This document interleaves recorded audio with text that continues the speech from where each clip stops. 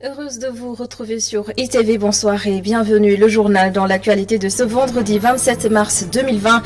Le dernier bilan du coronavirus au Sénégal fait état de 14 nouvelles contaminations et 2 guérisons. À ce jour, 108 personnes sont encore sous traitement sur un total de 119 cas déclarés depuis le début de la pandémie. L'évolution de la situation doit être prise au sérieux. Le ministre de la Santé, Abdoulaye Diouf Sarr, invite les Sénégalais à redoubler d'efforts et de vigilance. Mais l'espoir est permis, selon lui, surtout avec la chloroquine qui pourrait être le remède contre le coronavirus. Parlant de chloroquine, saviez-vous que le Sénégal en produisait au moins 2 millions ? L'usine pharmaceutique Médis Sénégal, ex-Sanofi, est aujourd'hui aux arrêts. Ses ex-agents demandent à l'État de relancer les activités de l'entreprise. Et en fin d'édition, un tour dans les régions avec nos correspondants. Ils vont faire le point à l'intérieur du pays. Le développement, c'est dans un instant.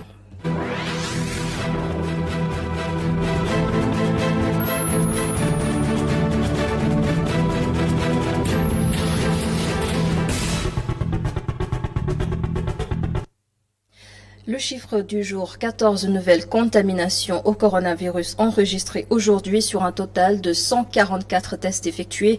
11 cas sont importés, les 2 autres sont des cas contacts et sachez aussi que 2 patients de Touba sont actuellement guéris. Les précisions du ministre de la Santé et de l'Action sociale, Abdoulaye Diouf Sarr. Ce vendredi 27 mars 2020, le ministère de la Santé et de l'Action sociale a reçu les résultats des examens virologiques suivants. Sur 144 tests réalisés, 14 sont revenus positifs. Il s'agit de 11 cas importés, de 2 cas contacts suivis par nos services et d'1 cas issu de la transmission communautaire. 2 patients hospitalisés à Touba ont été contrôlés négatifs et guéris. L'état de santé des patients hospitalisés à Dakar, Touba et Ziguinchor est stable. À ce jour, 119 cas ont été déclarés positifs, dont 11 guéris et 108 encore sous traitement. Le ministère de la Santé et de l'Action sociale renouvelle à la population son appel au respect strict des mesures de prévention individuelle et collective. Abdoulaye Diouf Sarr a également fait le point sur les dons reçus par son service dans le cadre de la lutte contre le coronavirus.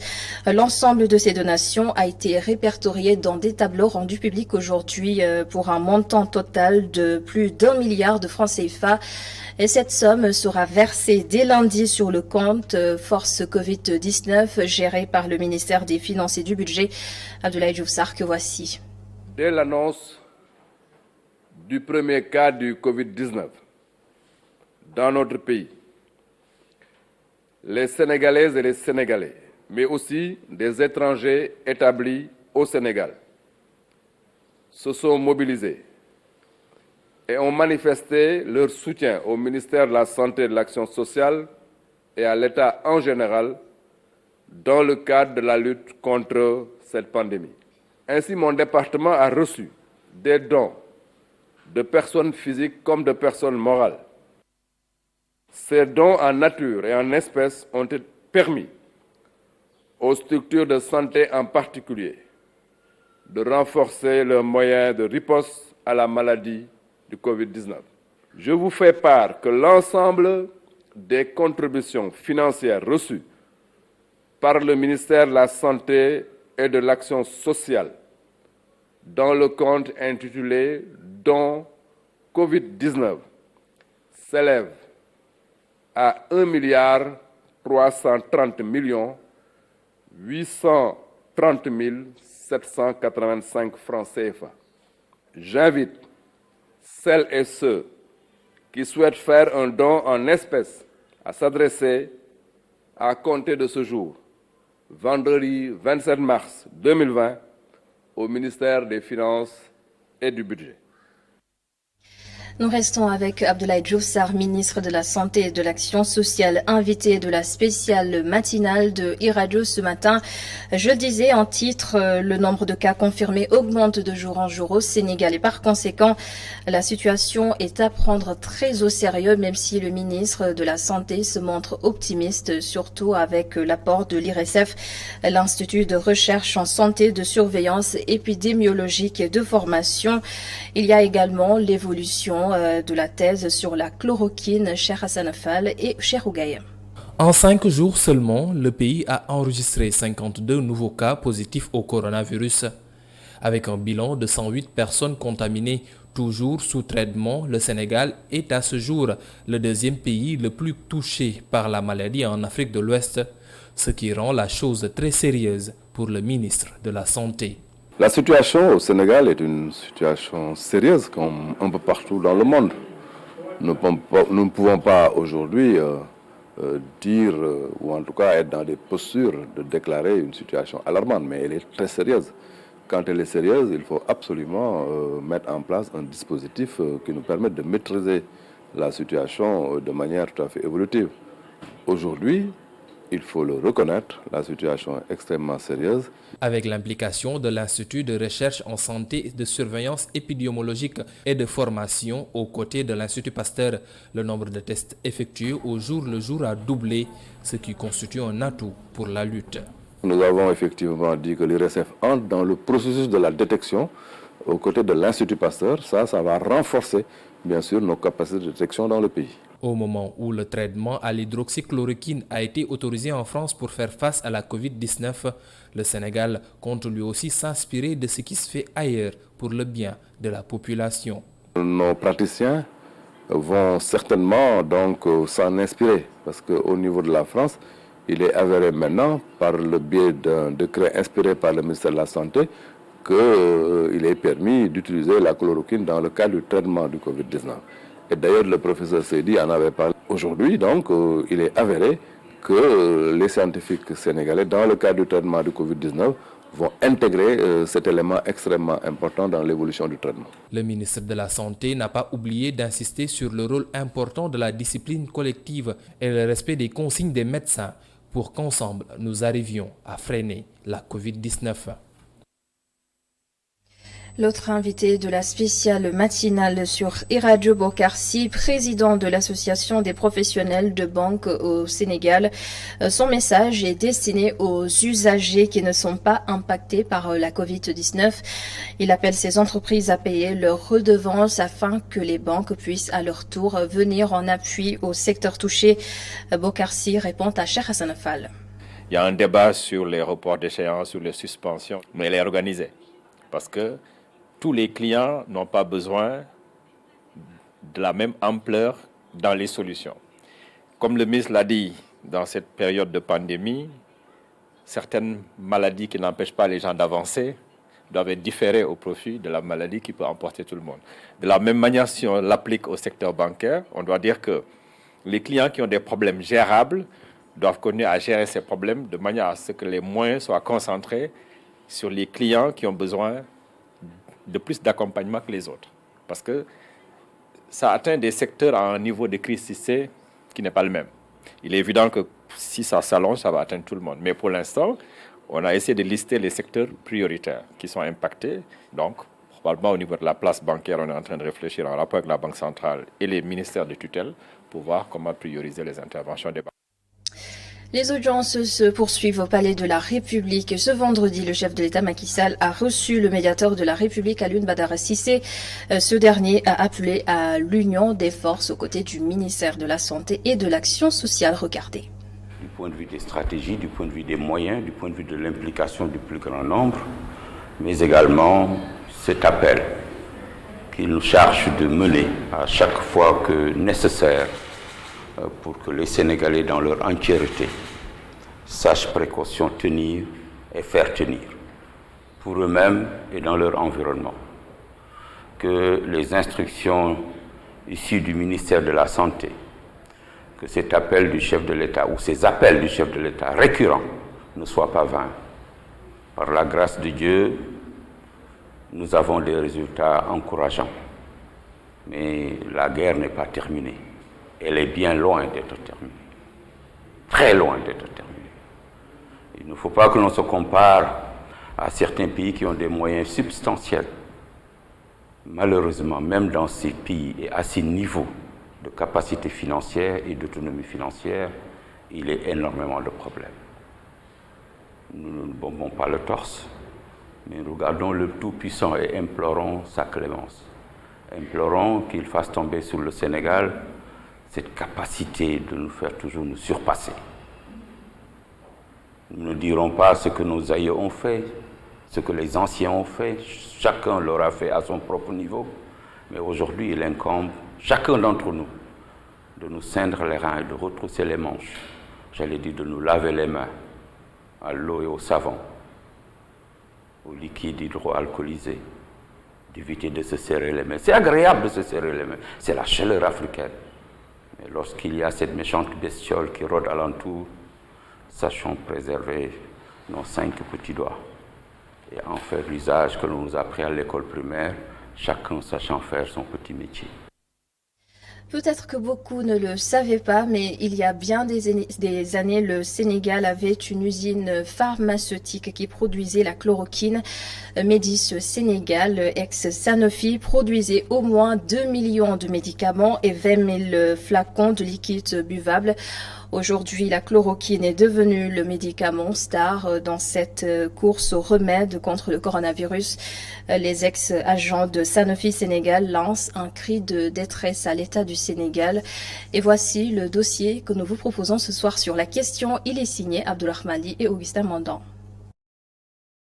Didier Raoult montre le chemin et les États suivent. La chloroquine soignerait le coronavirus. Et le Sénégal compte bien adhérer à cette thèse du microbiologiste en intégrant cette prescription dans le traitement assure la tutelle dans les ondes de e-radio. Nous sommes à Médis Sénégal, ex-Sanofi 6 à Diamaguène. Dans cette industrie pharmaceutique, les employés produisaient près de 2 millions de comprimés et 20 000 liquides buvables, tous de la chloroquine, encore appelée Nivaquine.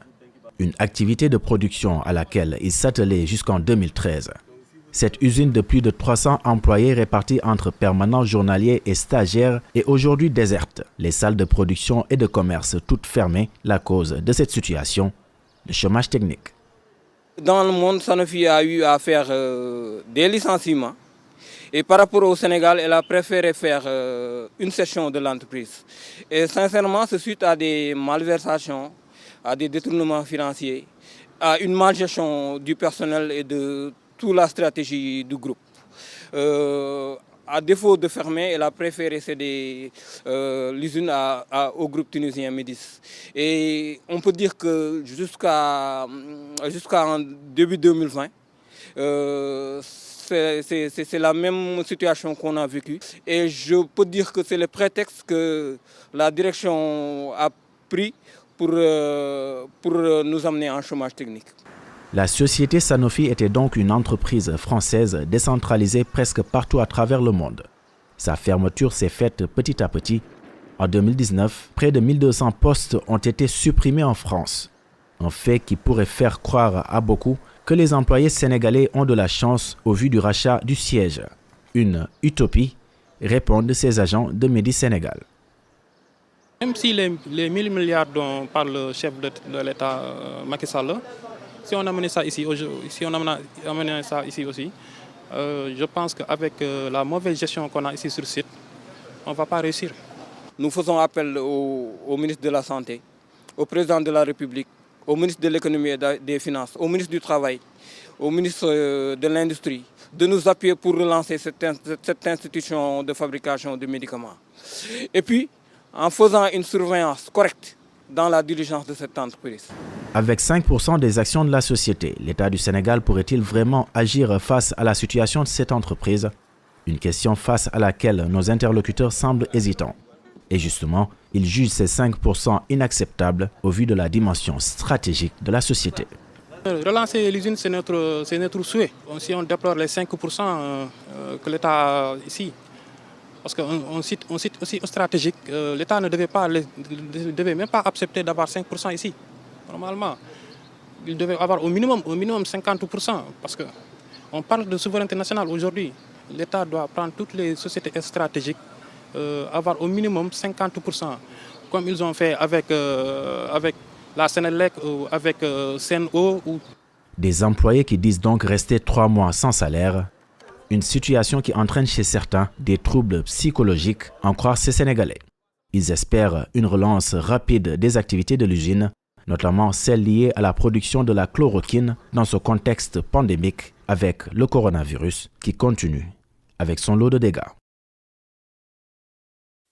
Abdelrahmani, je souligne que vous avez tenté de joindre le directeur de Sanofi Sénégal, mais sans succès. Situation exceptionnelle, mesure exceptionnelle, le groupe E-Media Invest a réorganisé son travail pour s'adapter au contexte actuel. Mamadou Gaïkassé et Séléman Diallo vous expliquent le nouveau plan de travail. Seuls ces journalistes sont venus travailler ce matin à E-Media Invest Group. La direction générale a pensé à réduire les effectifs déjà lors du passage du coronavirus d'épidémie à pandémie et bien avant que les autorités ne décrètent l'état d'urgence assorti d'un couvre-feu. Quand les plus hautes autorités du pays ont appelé effectivement les Sénégalais à plus de retenue, à plus de comportement et surtout à un meilleur comportement, eh bien, il se trouve que nous avions déjà anticipé sur ça sous la direction générale qui avait impulsé justement ce type de comportement-là. Nous avons réduit les effectifs. Certains ont été confinés avant même peut-être que le confinement n'ait été pris comme mesure, disons, extrême. Deuxième chose, nous avions également respecté ce que le ministère de la Santé publique avait décrété comme étant une sorte de distanciation sociale. Entre deux agents qui s'asseyent, il faut peut-être qu'il y ait 1 mètre de distance. Tout ce qui peut contribuer à réduire donc, les effets pathogènes, nous les avons également mis en place, notamment le gel, notamment peut-être les savons, notamment peut-être voilà, les détergents. Le personnel répond favorablement aux attentes des responsables par rapport au respect des mesures d'hygiène. Le retour est très flatteur pour nous, parce que non seulement ils les respectent, mais en même temps ils vont même au-delà de nos attentes. Parce que quand on rentre dans les locaux, on sent une ambiance de travail, une certaine sérénité, mais en même temps aussi une conscience sur les risques. À ITV, iRadio comme à emedia.sn, des mesures avant-gardistes ont aussi été prises. Du travail à distance au confinement des maquilleuses, aucune mesure n'est de trop pour protéger le personnel. Nous avons revu et revisité les vacations quand le couvre-feu est intervenu. Du coup, il y a des gens qui continuent à travailler, mais à travailler chez eux, n'est-ce pas? Et nous avons aussi décidé d'abord de libérer les maquilleuses, parce que c'est la proximité avec le journaliste ou la personne en tout cas qui doit passer à l'antenne. Et au-delà des maquilleuses aussi, nous avons libéré les stagiaires. Et toujours dans cette dynamique-là, nous avons aussi créé une autre rotation. Les programmes de la télévision sont également revisités tout en veillant à un contenu riche et varié.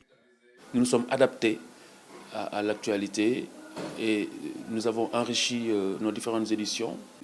Le bulletin de minuit qu'on fait d'habitude à la télé, nous synchronisons le bulletin de la radio avec la télévision.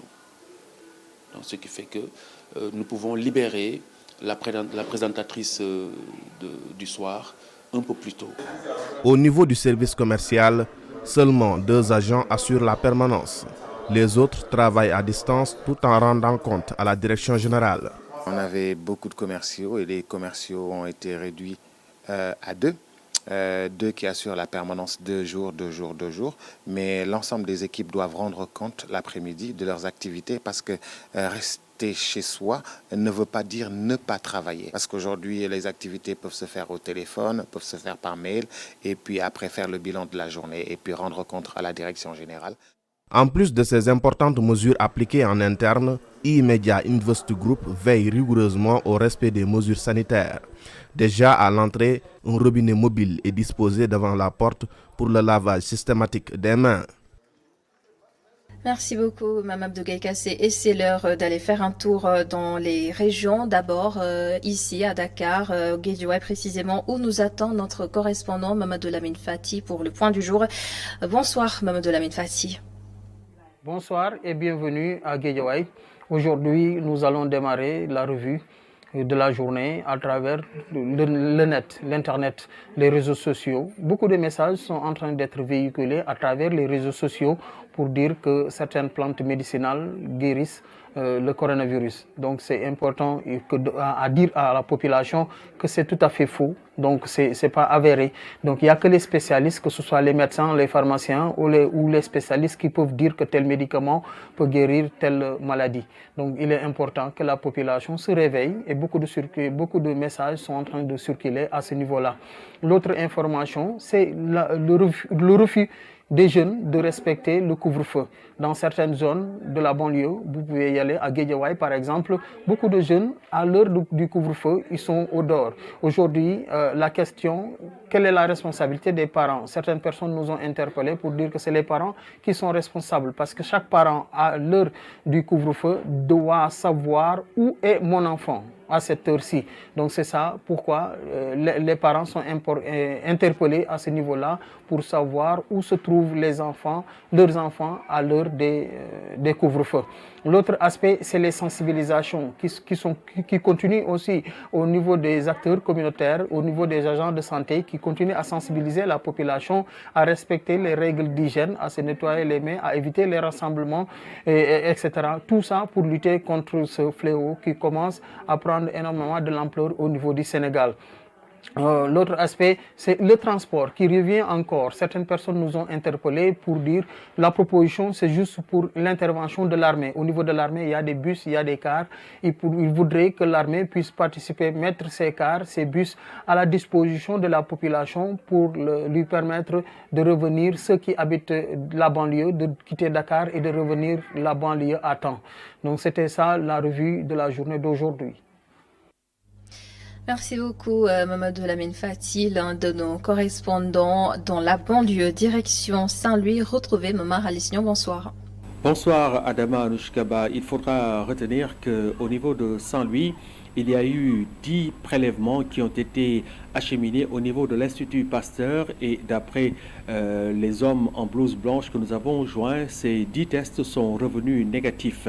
Il faudra également retenir que parmi les 49 cas contacts du cas positif que Saint-Louis avait enregistré, il y a eu un de ces cas-là qui a été libéré. Il est rentré chez lui puisque, après avoir épuisé les 14 jours d'observation, il se portait à merveille, il n'y avait aucun symptôme.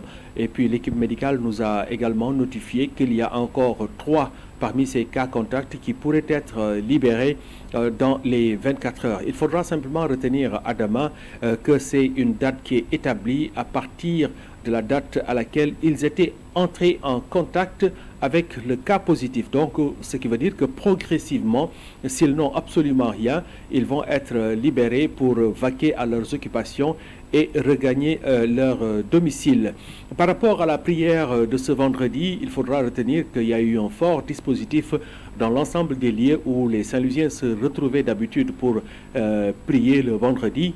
Eh bien, au niveau de Pikine-Wallo, l'imam qui avait appelé à une prière a été conduit par les forces de l'ordre Manu Militari. Revenant également sur la situation à Ngalel où sont confinés les 26 compatriotes qui revenaient d'Espagne et d'Italie en passant par la Mauritanie. Nous y avions fait un tour, mais ils se portent tous à merveille. Il faudra simplement retenir qu'il leur reste encore 6 jours d'observation à passer dans ces lieux. Voilà en somme tout ce qu'on pouvait dire par rapport à la situation de la Covid-19 dans la capitale du Nord, Adamanouchka.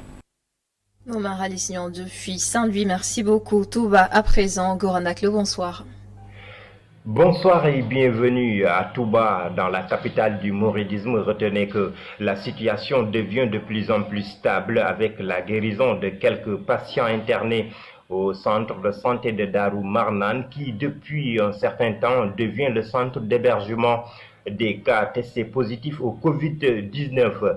À cet effet, l'autorité médicale a pris toutes les dispositions pour alléger la tâche aux patients en installant un hôpital militaire de campagne qui s'élève à un coût de 2,5 milliards de nos francs avec également le déploiement de 80 médecins militaires dirigés par le colonel Abdourahmane Niang, a signalé que cet établissement sanitaire n'est pas réservé aux patients du Covid-19, mais plutôt la population civile de Touba. Adama, retenez que la capitale du mouridisme compte désormais 19 cas au total, dont 2 guéris et un cas qui nous vient de la région du Sine, communément appelée Fatick, selon le docteur Amadou Dian, médecin-chef de la région de Diourbel. Et en ce qui concerne le couvre-feu dans cette partie du Bawol, retenez qu'il y a certes des récalcitrants, mais la majeure partie de la population adhère à l'idée du chef de l'État et suit les directives du président de la République qui, depuis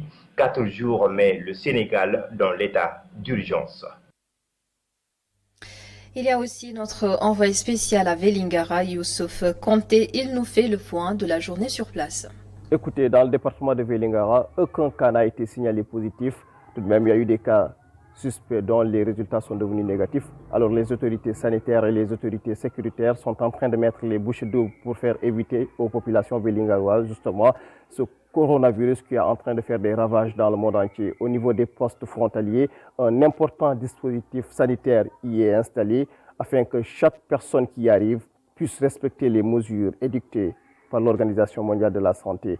Il faut rappeler que 4 familles sont en quarantaine actuellement dans le département parce qu'elles ont été en contact avec une personne qui est testée positive au coronavirus. Merci beaucoup Youssouf Konté, notre envoyé spécial à Vélingara, et nous terminons par Ziguinchor où nous attend Hassan Ba, notre correspondant. Bonsoir Hassan. Bonsoir, bienvenue à Ziguinchor. La situation n'a pas évolué depuis le 23 mars. C'est toujours 3 cas confirmés positifs de coronavirus et 109 cas contacts en quarantaine. 3 prélèvements ont été effectués hier sur des personnes qui présentaient des symptômes et les résultats sont attendus demain. Beaucoup de mesures ont été prises par les autorités pour freiner la propagation du coronavirus dans la ville. Depuis le 24 mars, les marchés ferment à partir de 17h. Et hier, un autre communiqué de la mairie informe les populations de la fermeture des marchés à partir de 14h, ce qui est un coup dur pour les nombreux Gogorlou. Un autre communiqué interdit le commerce ambulant sur toute l'étendue du périmètre communal à partir de 7h.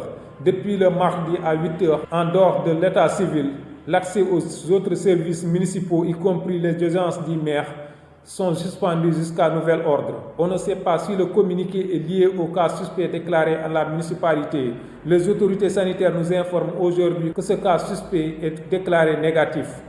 Et depuis le 24 mars, il y a un arrêté préfectoral ordonnant la fermeture de tous les lieux de culte dans le département de Ziguinchor. Un arrêté respecté par les fidèles qui se conforment aux directives des autorités. Il faut signaler qu'il n'y a pas de prière de vendredi aujourd'hui, comme ce fut le cas vendredi dernier dans la ville. Dans le domaine du transport, la gare routière est fermée depuis les mesures prises par le ministre des Transports. En ce qui concerne le transport dans la ville, les bus et les taxis respectent les mesures, mais les taxis clando et les motos Jakarta continuent leur travail comme d'habitude. Parlant du couvre-feu, les Ziguinchorois respectent bien cette mesure. À 20h, on ne voit personne dans les rues, même si le premier jour, il y avait quelques curieux qui voulaient voir comment ça se passe dehors. Le préfet a même salué hier le comportement irréprochable des Ziguinchorois depuis le début du couvre-feu. Il faut dire que la sensibilisation continue. De plus en plus, les gens commencent à prendre la mesure du phénomène coronavirus dans le sud. Et cette correspondance de Hassan Ba met un terme à cette édition. Merci beaucoup de l'avoir suivi. Merci à toute l'équipe de la régie. Le retour des infos à minuit du Kip Ribali avec Omo Khairi Bass. Et moi, je vous donne rendez-vous demain à la même heure, 19h45 pour un autre journal. Bonsoir.